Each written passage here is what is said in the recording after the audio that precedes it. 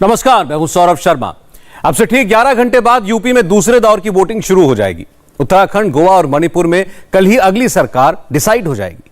अब से 16 घंटे बाद यानी कल दोपहर 12 बजे प्रधानमंत्री नरेंद्र मोदी यूपी के सबसे इंटेंस पॉलिटिकल बैटल ग्राउंड यानी अवध के चुनावी समर में होंगे। पब्लिक के बीच जाने से पहले मोदी ने 10 मार्च की भविष्यवाणी कर दी है। 22 के लिए क्या है मोदी की भविष्यवाणी? मोदी ने जो अंदाजा लगाया है वैसा अंदाजा दूसरा कोई नेता क्यों नहीं लगा पाया? देखिए एक रिपोर्ट, इसमें आपको मिलेंगे तमाम सवालों के जवाब। 75% पॉपुलैरिटी चार्ट में ऑल टाइम हाई के करीब हैं प्रधानमंत्री नरेंद्र मोदी। मोदी की पॉपुलैरिटी पिछले 2-3 हफ्ते में ही 70-71% से 75% तक पहुंच गई है। 2019 के लोकसभा चुनाव के समय मोदी को 80% अप्रूवल रेटिंग मिली थी। 22 में मोदी उसी तरफ बढ़ते दिख रहे हैं।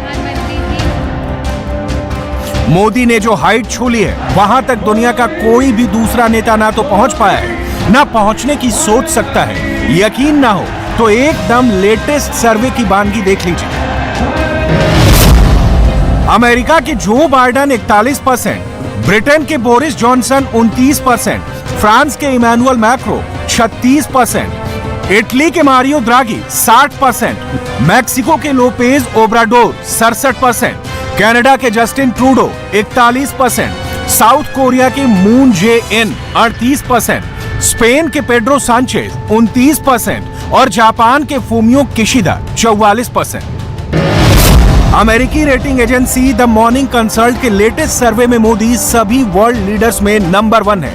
दूर दूर तक उनका कोई मुकाबला नहीं है। सबसे खास बात यह है कि ये रेटिंग एक ऐसी इंटरनेशनल एजेंसी ने निकाली है जिसके हिंदुस्तान की सियासत से, हिंदुस्तान के माहौल से प्रभावित होने का सवाल ही नहीं है।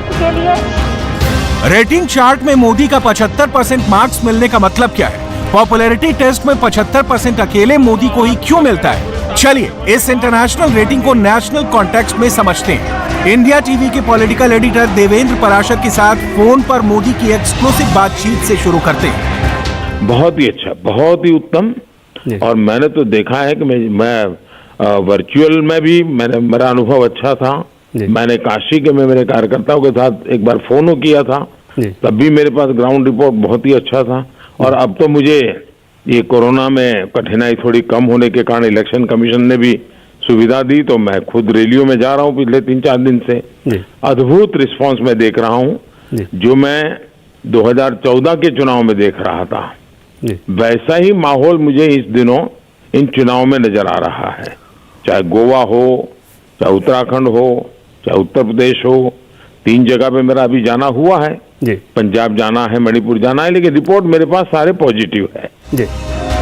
मोदी को लग रहा है कि वो जीतने वाले हैं और उत्तर प्रदेश में 2014 जैसी लहर है। गौर कीजिए, प्रधानमंत्री ने 17 की बात नहीं की, मोदी ने 19 की बात नहीं की, मोदी ने 14 की बात की। 8 साल पहले उत्तर प्रदेश में ऐसा क्या हुआ था जो मोदी 2022 में रिपीट होते देख रहे हैं? 14 में चुनाव यूपी का नहीं था, वो देश का चुनाव था। मोदी ना केंद्र की सत्ता में थे, ना ही यूपी में बीजेपी का राज था।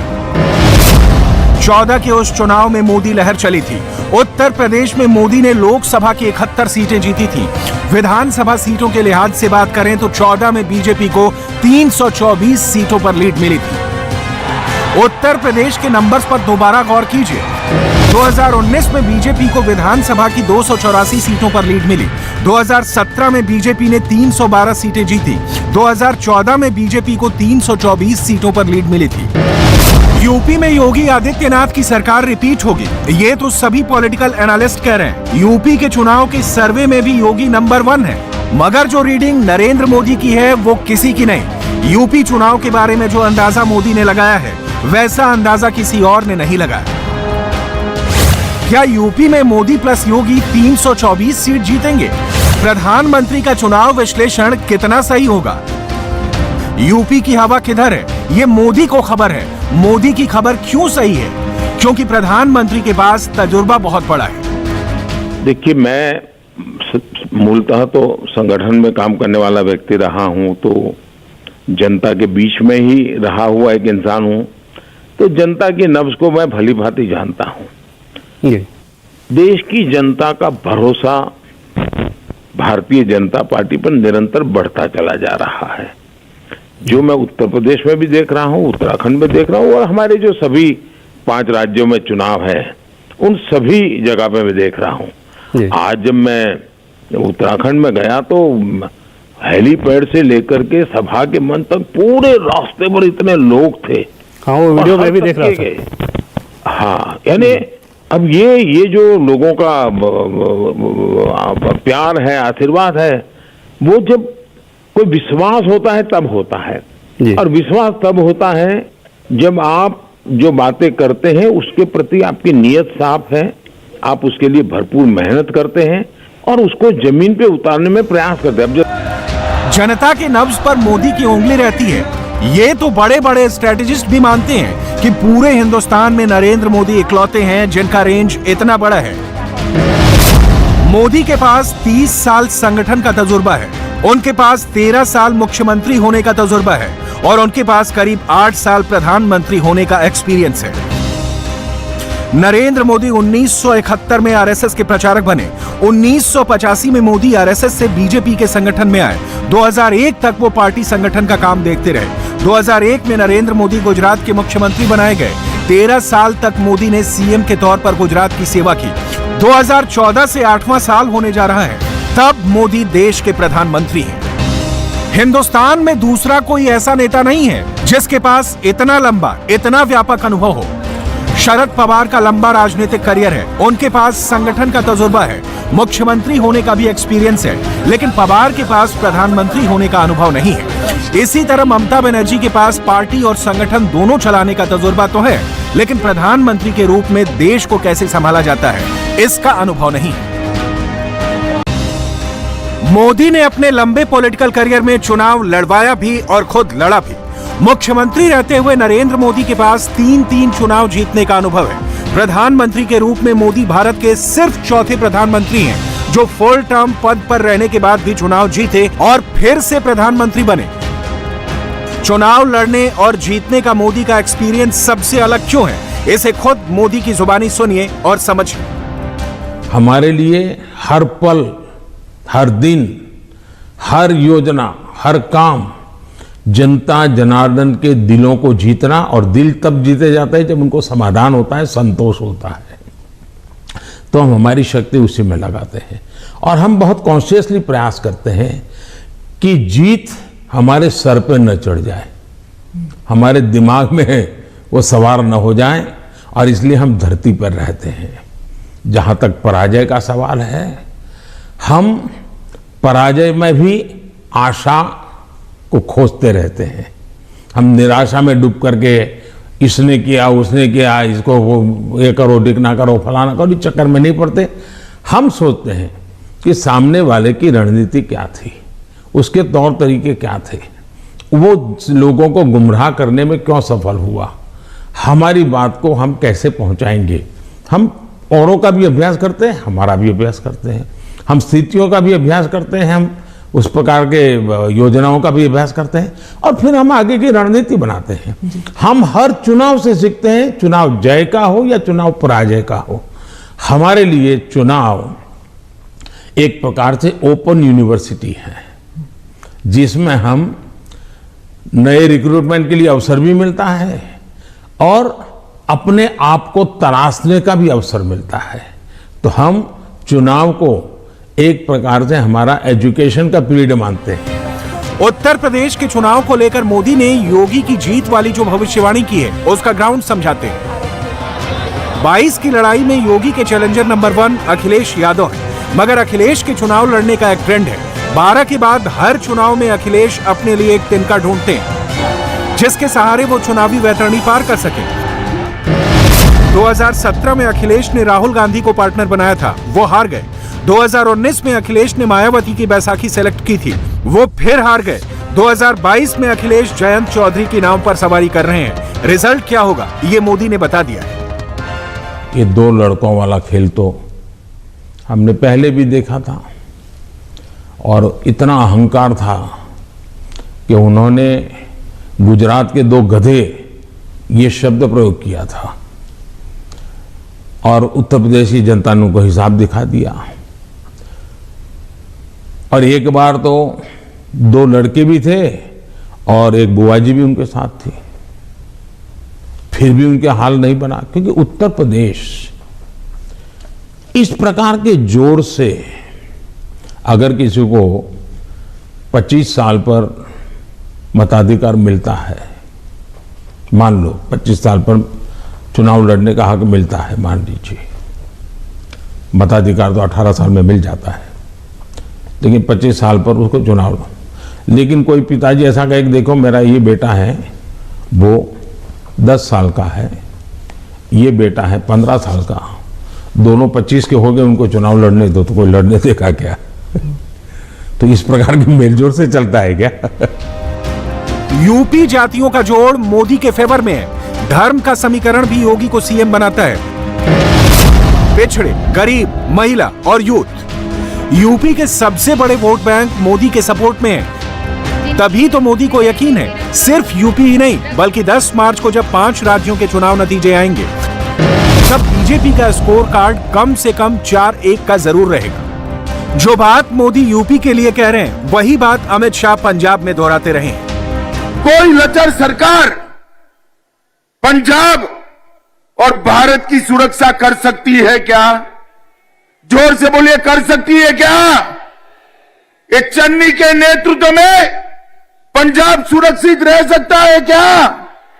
अरे भाई, कोई कॉमेडी फिल्म नहीं चलानी है, देश चलाना है। जरा तो संजीदगी से बात करो। हो सकता है क्या? बताइए, हो सकता है क्या?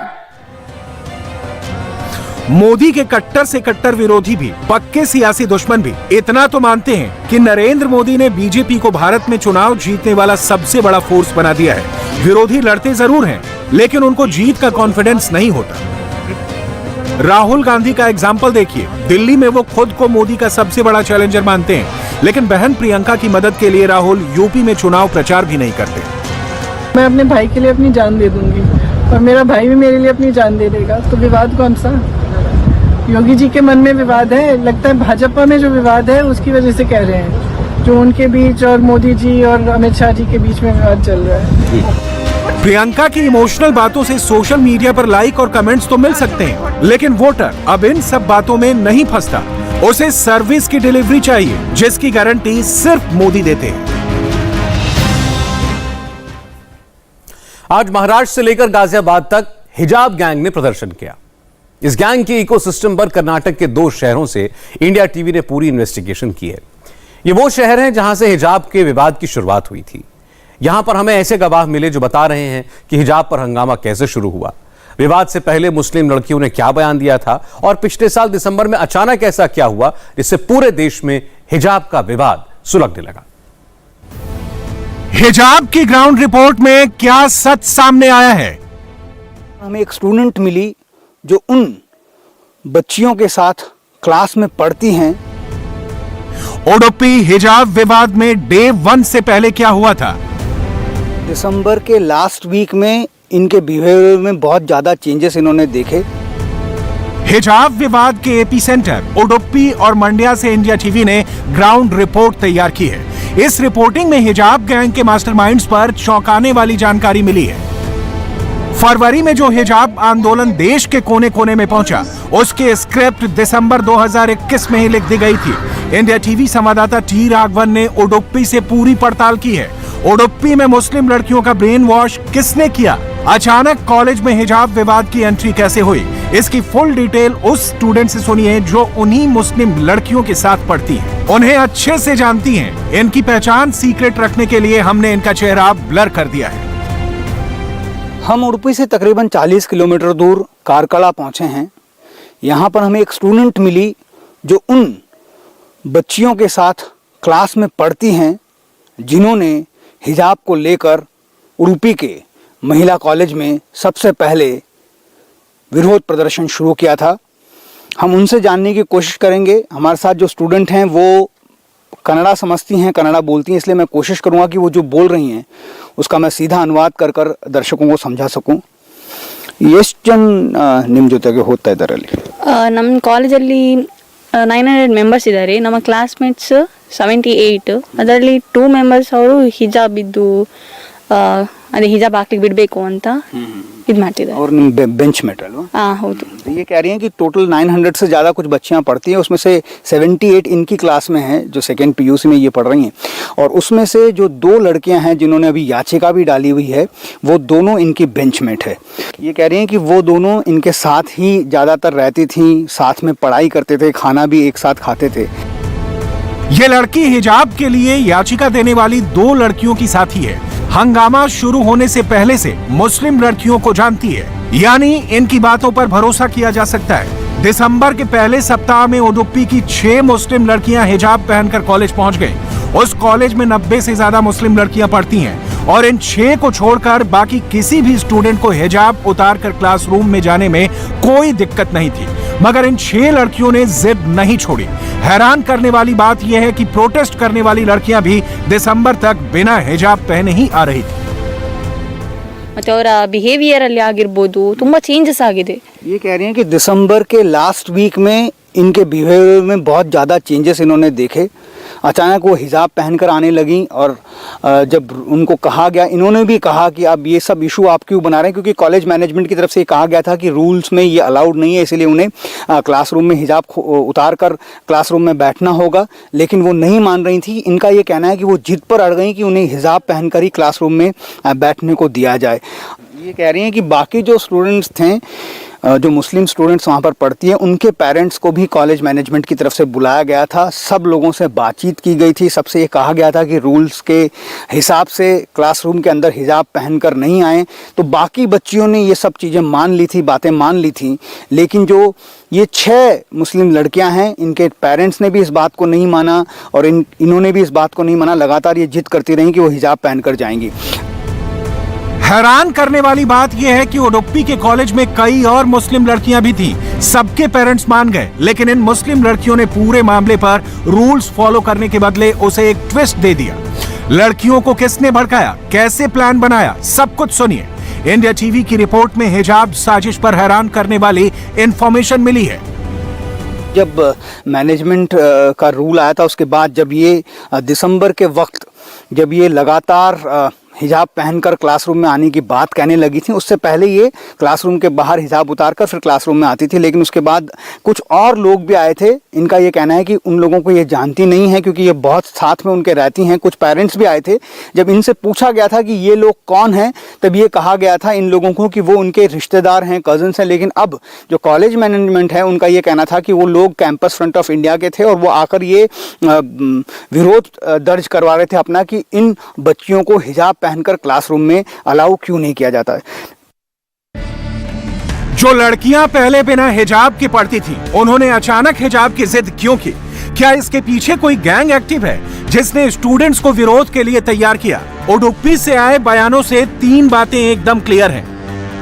नंबर 1, दिसंबर 2021 के अंतिम हफ्ते में इन 6 लड़कियों ने हिजाब पहनने के लिए जिद की. नंबर 2, दिसंबर से पहले ये लड़कियां बिना हिजाब पहने क्लासरूम में आती थी. नंबर 3, कॉलेज मैनेजमेंट के मुताबिक हिजाब पर लड़कियों का साथ देने कैंपस फ्रंट ऑफ इंडिया के मेंबर्स भी आए. और नंबर 4, कॉलेज के ज्यादातर मुस्लिम स्टूडेंट्स को बिना हिजाब के क्लासरूम आने पर कोई एतराज नहीं था. सीधे शब्दों में कहें तो कर्नाटक से पूरे इंडिया में हिजाब वाला माहौल अपने आप एक्सपोर्ट नहीं हुआ. बाकायदा साजिश करके ये आंदोलन तैयार किया गया है. उडुपी की जिस महिला पीयू कॉलेज की लड़कियों ने हिजाब को इशू बनाया, उनको लेकर अब रोज नई नई जानकारियां सामने आ रही हैं. हमारे साथ कॉलेज मैनेजमेंट के कॉलेज डेवलपमेंट कमेटी के वाइस प्रेसिडेंट यशपाल सुवर्णा जी हैं. यशपाल जी, नाउ अब ये कहा जा रहा है कि एक लड़की के जो पिता हैं वो पीएफआई के कोई बड़े लीडर हैं और एक पूरी कॉन्स्पिरेसी थी. आपको क्या लगता है इसके पीछे कौन है? मैंने पहले बता दिया ना, वो हिजाब का इशू नहीं है. There is some conspiracy created by some of the anti-social activity organization to make a issue starting from small issue and diverting the attention of the student.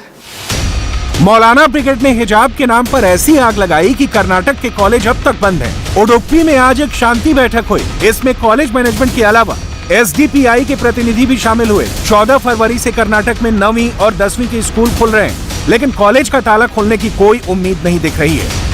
सोमवार से 9वीं और 10वीं की क्लासेस शुरू हो रही हैं। उडुपी के तहसीलदार ने एक पीस मीटिंग बुलाई जिसमें एसडीपीआई के जो स्थानीय प्रतिनिधि हैं उन्होंने भी हिस्सा लिया। हमारे साथ एसडीपीआई के डिस्ट्रिक्ट प्रेसिडेंट मौजूद हैं। सर, छोटी सी एक बात थी, इतना बड़ा बवाल पूरे राज्य में अंतर्राष्ट्रीय स्तर पर, आज इस पीस मीटिंग में आपने अपनी तरफ से क्या बात रखी? आज हम कुछ नहीं रखे, क्योंकि जो हमारा दिल का बोल बाकी दूसरों ने रख दिया है। क्योंकि जो उडुपी डिस्ट्रिक्ट में क्या चलना है, कैसा चलना है, शांति में चलना है, ये भी हमारा भी राय है। यहाँ जितने भी थे उन लोग का भी यही राय था। ये कहेंगे कि हमको जाने दीजिए, वो कहेंगे कि अगर वो जाएंगे तो हम भी केसरी शॉल पहन कर आएंगे। तो ये कहाँ तक जाएगी ये लड़ाई? फिर देखिए, कोर्ट का जो फैसला आएगा इंशाल्लाह अच्छा ही आएगा। अगर नहीं आया तो उसका ऊपर का सुप्रीम कोर्ट में भी जाने का मौका है। कुछ ना कुछ हिसाब में हमारा जो कॉन्स्टिट्यूशन का हिसाब में जो राइट्स है मिल ही जाएगा, क्योंकि बेकार नहीं जाएगा। हिजाब गैंग का इकोसिस्टम समझिए। Campus front of India in लड़कियों का समर्थन करता है और एसडीपीआई सुप्रीम कोर्ट तक जाने का ऐलान करता है। उडुपी कॉलेज में सिर्फ 6 लड़कियों ने हिजाब पहनने की जिद की। इसके चक्कर में 900 से ज्यादा लड़कियों का फ्यूचर होल्ड पर है। कॉलेज बंद है, पढ़ाई नहीं हो रही, जबकि सिर्फ 2 महीने बाद ही एग्जाम शुरू होने वाले हैं। ಸುಮ್ಮನೆ ಹಾಕಿ ಇದೆಲ್ಲ ನಾರ್ಮಲ್ ಆಗಿ ಎಲ್ಲ ಸ್ಟೂಡೆಂಟ್ಸ್ ತರ ಬಂದು ಕುತ್ಕೊಳ್ಳಿ ಅಂತ ಹೇಳ್ತಿದೆ। ये देखिए बहुत इम्पोर्टेंट बात कह रही हैं। ये कह रही हैं कि उनकी तरफ से ये कहा गया कि उन्होंने ये आरोप भी लगाए हैं कि हिजाब निकालने की बात को लेकर जो कॉलेज के लेक्चरर्स हैं, टीचर्स हैं, उन्होंने उनके साथ असभ्य तरीके से बातचीत की। इनका ये कहना है कि ऐसा कुछ भी वहाँ पर नहीं हुआ। दूसरी बात ये कह रही हैं कि 900 से ज़्यादा बच्चियाँ पढ़ती हैं, 2 महीने में एग्ज़ाम्स आने वाले हैं और पिछले 1.5 महीने से इनका ये कहना है कि कॉलेज में बिल्कुल भी पढ़ाई नहीं हो रही है। लगातार मैनेजमेंट की तरफ से मीटिंग हो रही है। इसी इशू को लेके इनका ये कहना है कि इन 6 बच्चियों की तरफ से की वजह से बाकी 900 बच्चियां जो है वो बुरी तरह उनकी पढ़ाई प्रभावित हो रही है। इस पर ध्यान दिया जाना चाहिए और ये भी अपील कर रही हैं कि उन जो 6 बच्चियां हैं उनको भी कॉलेज के नियमों को मान लेना चाहिए, क्योंकि अब आने वाले 2 महीने में एग्जाम्स हैं, उसकी तैयारी करनी है। और ये बात जब कही गई थी, हमने जो कॉलेज के चेयरमैन हैं उनकी बात सुनी, जो कॉलेज डेवलपमेंट कमेटी के वाइस प्रेसिडेंट हैं उनकी बात सुनी, प्रिंसिपल की बात सुनी, सब लोग यही कह रहे हैं। अब सिर्फ हिजाब की बात नहीं हो रही है, स्टूडेंट्स के सारे पॉलिटिक्स भी हो रही है। चुनाव का टाइम है, इसलिए बीजेपी का भी नाम लिया जा रहा है। माहौल बनाने के लिए प्रोजेक्ट चालू है और इसका डायरेक्ट कनेक्शन कर्नाटक से है। आज हमने उनकी एक क्लासमेट से भी बात की, उनका भी ये कहना, बेंचमेट, क्लासमेट भी नहीं, वो ये कहने कि नहीं मैंने देखा नहीं, 2 साल से मैं उनके साथ पढ़ रही हूँ, कभी भी ये प्रॉब्लम नहीं हुई, अचानक ये प्रॉब्लम होगी। अब ये कह रहे हैं कि उसके पीछे साजिश है, कुछ ताकतें हैं जो उनको इंस्टिगेट कर रही है कि आप ये सब चीज़ें करो, और उसमें आप एसडीपीआई का भी नाम सामने आ रहा है। देखो, इतने में मालूम पड़ता है कि आपको ये पॉलिटिकल गेम है।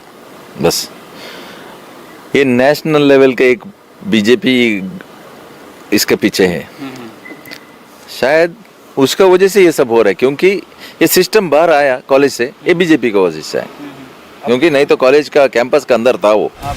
उडुपी में आज की शांति बैठक का कोई सॉलिड नतीजा नहीं आया, लेकिन अब भी ये मामला सुलझ सकता है। कॉलेज फिर से खुल सकते हैं, पढ़ाई का माहौल पहले जैसा बन सकता है। ये कैसे होगा, इसका रास्ता कॉलेज प्रशासन ने बताया।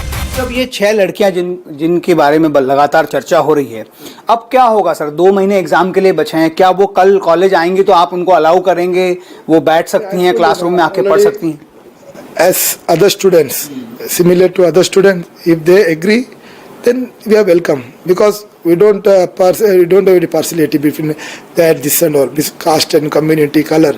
We treat each and everyone as our student. If they agree and obey the rules and regulation, they are welcome to sit in the class and be like other students also. India TV की ground report में सिर्फ उडुपी ही नहीं, कर्नाटक के मंड्या से भी बड़ा सच सामने आया है। टाइमलाइन देखेंगे तो दोनों जगहों पर हिजाब पर एक जैसा ही कनेक्शन दिख रहा है। पिछले 1.5 महीने से चल रहा केसरी बनाम भगवा का ये बवाल बीते मंगलवार को अचानक हिंसक हो गया। मंड्या के इस पीएस कॉलेज के साथ साथ राज्य के 40 से ज़्यादा कॉलेजों में एक साथ प्रदर्शन किया गया। लेकिन अब बड़ा सवाल ये है कि एक साथ 40 से ज़्यादा कॉलेजों में इस प्रदर्शन को अचानक तो नहीं किया जा सकता था। जाहिर है इसके पीछे कुछ ताकतें थी जो दोनों ही तरफ इस प्रदर्शन को कोऑर्डिनेट कर रही थी। कि मंगलवार को किए गए इस प्रोटेस्ट से एक दिन पहले मीटिंग्स हुई थी, व्हाट्सएप के ग्रुप बनाए गए, कोऑर्डिनेटेड एफर्ट था। जैसा कि सरकार का ये कहना है कि जो कैंपस फ्रंट ऑफ इंडिया, जो स्टूडेंट ऑर्गेनाइजेशन है पॉपुलर फ्रंट ऑफ इंडिया का, उसने भी जो दूसरा पक्ष है उसे भड़काने की कोशिश की, उन लोगों का साथ दिया जो इस हिजाब प्रोटेस्ट को और आगे बढ़ाना चाहते थे। क्योंकि ये उडुपी के सिर्फ एक कॉलेज से शुरू हुआ था, लेकिन एक कोऑर्डिनेटेड एफर्ट के साथ उनकी तरफ से भी इस पूरे प्रोटेस्ट को राज्य भर में फैलाने की कोशिश की गई। मंड्या के इस विवादित वीडियो ने हिजाब वाले मुद्दे को इंटरनेशनल बना दिया, लेकिन मंड्या के इस कॉलेज के बाहर क्या माहौल था, उस दिन और क्या हुआ था, इसकी फुल डिटेल अब जाकर सामने आई है। ये वही जगह है जहां पर असाइनमेंट सबमिट करने के लिए अपनी बाइक से बीवी मुस्कान खान पहुंची थी और वो सारी तस्वीरें आपको नजर आई होंगी। हालांकि वो वीडियो 1 मिनट का था, 1 मिनट से कुछ ज़्यादा सेकंड्स का था, लेकिन उससे पहले जो चीज़ें हुई वो यहाँ पर बताना बहुत ज़रूरी है। इस कॉलेज का गेट अगर आप यहाँ पर नज़र आ रहा हो तो इस गेट के बाहर भी उस दिन यानी मंगलवार को बहुत सारे लड़के प्रोटेस्ट कर रहे थे। उन्हें कॉलेज के अंदर आने नहीं दिया गया था, जबकि जो लड़कियां हिजाब पहनकर आ रही थी उन्हें कॉलेज के अंदर आने दिया गया। प्रशासन ने ये सोचा कि अगर लड़कियों को बाहर रखा जाएगा तो ये बवाल ज़्यादा हो सकता है। यही बात थी कि बहुत सारी लड़कियों को अंदर आने दिया जा रहा था, जिससे ये बाहर विरोध प्रदर्शन करने वाले लड़के जो केसरी गमछा पहनकर आए थे वो ज़्यादा उत्तेजित हो गए। वो लगातार इस बात की मांग करने लगे कि अगर लड़कियों को हिजाब पहनकर अंदर जाने दिया जा रहा है तो उन्हें भी कॉलेज के अंदर जाने दिया जाना चाहिए। इसी बात को लेकर बहुत प्रोटेस्ट हो रहा था। मंड्या से ऐसे वीडियो सबूत आए हैं जिसके मुताबिक मुस्लिम लड़कियां क्लासरूम में जाने से पहले बाहर ही हिजाब उतार देती थी, यानी जब तक नियमों का पालन हुआ तब तक सब कुछ ठीक ठाक चला। फिर अचानक ऐसा क्या हो गया कि मुस्लिम लड़कियां हिजाब पहनने के लिए जिद करने लगी? उन्हें ऐसा करने के लिए किसने उकसाया? हमारे साथ उन लड़कों में से कुछ लड़के जुड़े हैं जो उस दिन दूसरे पक्ष की तरफ से वहां पर मौजूद थे। कन्नड़ा जानते हैं, इसीलिए मैं कोशिश करूंगा कि कन्नड़ा में बात करूं और सीधा हिंदी में दर्शकों को समझाऊं कि वो क्या कह रहे हैं। हमारे साथ एक स्टूडेंट हैं जो उस वक्त मौजूद थे। इन्होंने मुस्कान बीवी का विरोध किया था। ಏನಾಯಿತು ಅವಾಗ? ಸರ್ ಅದೇನೆ ಕುಂದಾಪುರದಲ್ಲಿ ಇನ್ಸಿಡೆಂಟ್ ಆಯ್ತಲ್ವ ಸರ್, ಅದಾದಮೇಲೆ ಒಂದಷ್ಟು ದಿನ ಆದಮೇಲೆ ಮುಸ್ಲಿಮ್ಸು ಅವರೆಲ್ಲ ಸರ್ ಮಾಮೂಲಿ ಬುರ್ಕಾ ಅವ್ರು ಯಾರು ಹಾಕೊಂಡು ಬಿಡ್ತಿರ್ಲಿಲ್ಲ ಫಸ್ಟು. ಅದಾದಮೇಲೆ ಇನ್ಸಿಡೆಂಟ್ ಆದಾದಮೇಲೆ ಅವ್ರು ಬುರ್ಕಾ ಹಾಕೋ ಬರೋಕ್ಕೆ स्टार्ट ಮಾಡಿದ್ರು सर। ये कह रहे हैं कि कुंदापुर में जो इंसिडेंट हुआ था उसके बाद अचानक इनके कॉलेज में भी जो मुस्लिम गर्ल्स और बॉयज़ हैं, गर्ल्स हिजाब और बुर्का पहनकर और जो लड़के हैं वो टोपी पहनकर कॉलेज में आने लगे थे। ये कह रहे हैं कि उससे पहले ऐसा कभी भी उन्होंने नहीं किया था। हिजाब गैंग कर्नाटक से आगे महाराष्ट्र और गाजियाबाद तक एक्टिव हो गया है। अब यूपी में भी हिजाब पर सियासी प्रयोग चल रहा है। वजह साफ है, यूपी में जब तक चुनाव रहेगा तब तक हिजाब पर तनाव चलेगा। पंजाब में आज सियासी गहमागहमी का बड़ा दिन था। थोड़ी देर पहले गृह मंत्री अमित शाह अमृतसर में थे, स्वर्ण मंदिर में मत्था टेका, रैली की। प्रियंका गांधी ने 2 रैलीज की, एक रोड शो किया। कैप्टन अमरिंदर के खिलाफ सनसनीखेज स्टेटमेंट भी दिया। मगर दिल्ली के सीएम अरविंद केजरीवाल 5 दिन के लिए पंजाब में क्यों जम गए हैं, इस रिपोर्ट में देखिए और समझने की कोशिश करिए।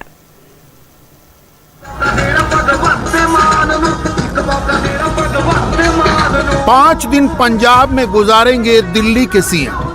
18 तारीख तक पंजाब में जमे रहेंगे केजरीवाल। पंजाब में 20 को चुनाव है। भगवंत मान को सीएम बनाने की पुरजोर अपील कर रहे हैं केजरीवाल। 4 दिन रह गए, 4 दिन में पूरा जोर लगा दो। यहाँ से डॉक्टर अजय गुप्ता को जिताना है और पंजाब में भगवंत मान को सीएम बनाना है। इस बार कांग्रेस भी साफ, अकाली दल भी साफ, सारी पार्टियों को साफ करना है, केवल झाड़ू चलानी है। बोले सोनिहाल।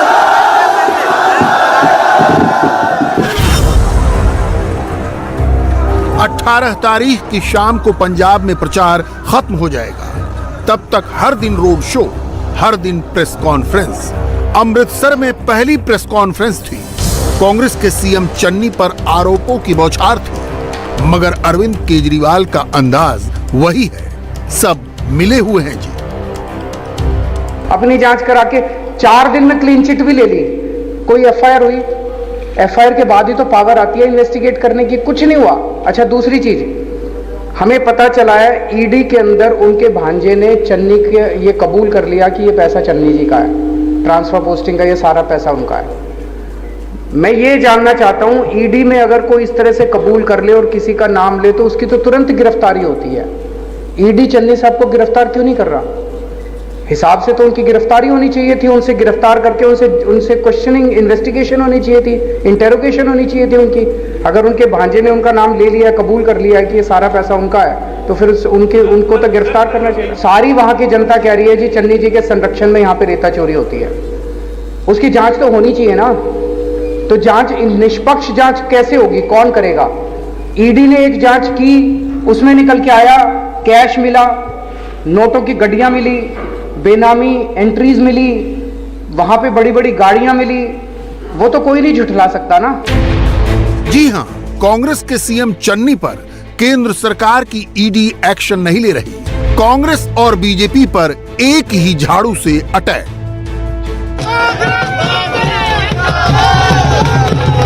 मगर केजरीवाल से भी बड़ी खबर, प्रियंका गांधी का तूफानी दौरा, एक साथ तीन रैलियां। पहली रैली कोट कपूरा, ग्रंथ साहिब बेअदबी कांड का सेंटर कोट कपूरा ही था। गोलीकांड में 2 लोग मारे गए थे। जगह का चुनाव बादलों पर अटैक के लिए था, लेकिन प्रियंका ने निशाना बनाया आम आदमी पार्टी और कैप्टन अमरिंदर को। लब्बो-लुआब ये कि दोनों आरएसएस बीजेपी से मिले हुए हैं। जी, जो आम आदमी पार्टी है वो उभरी कहां से है? वो उभरी ही आरएसएस से है। आम आदमी पार्टी के नेता खुद कहते हैं कि हम भाजपा से बड़े भाजपा हैं। दिल्ली में सेहत संस्थान, शिक्षा के संस्थान के नाम में कुछ नहीं है। आपको बताया जाता है कि बढ़िया बढ़िया स्कूल बने हैं। जरा आइए दिल्ली आके देखिए क्या बना है, दिल्ली वालों से पूछिए कि कैसे जी रहे हैं।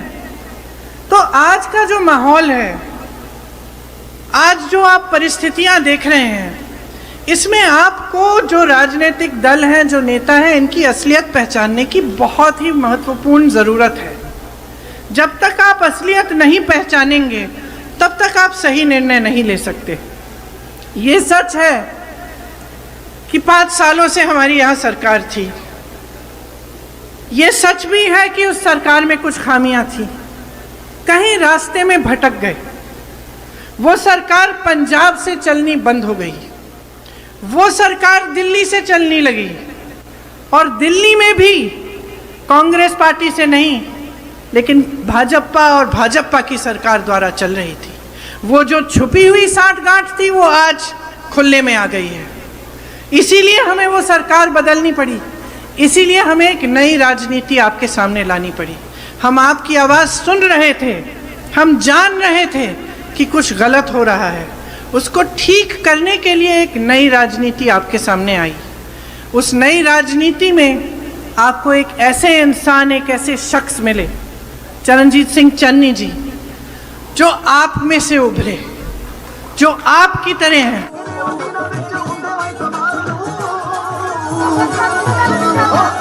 कोट कपूरा के बाद अगला पड़ाव संगरूर जिले की धुरी विधानसभा।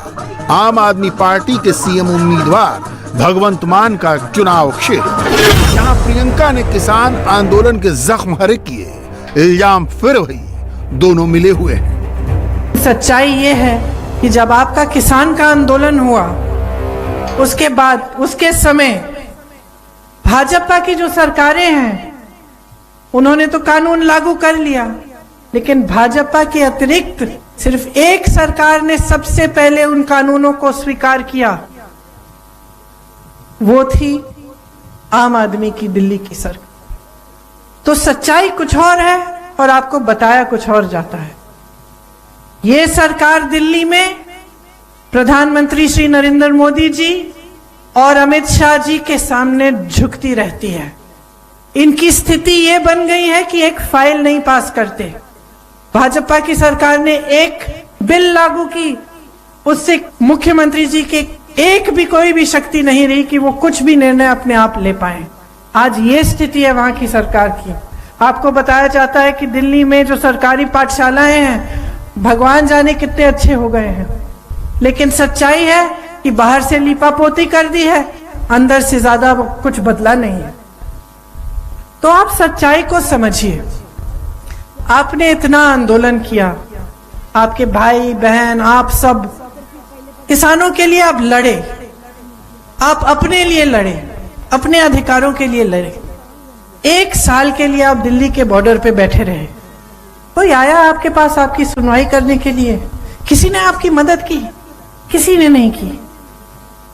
6 किसानों को जीप के नीचे मंत्री के बेटे ने कुचल डाला। कौन लड़ा आपके लिए? क्या ये लोग आए थे वहां? नहीं आए। आप खुद अपनी लड़ाई लड़ रहे थे। इनकी नीयत ठीक नहीं है। पंजाब में प्रियंका गांधी की 2 रैलियां और एक रोड शो था, मगर प्रदेश अध्यक्ष सिद्धू अमृतसर में एनआरआई पंजाबियों से इंटरेक्शन में मशगूल थे।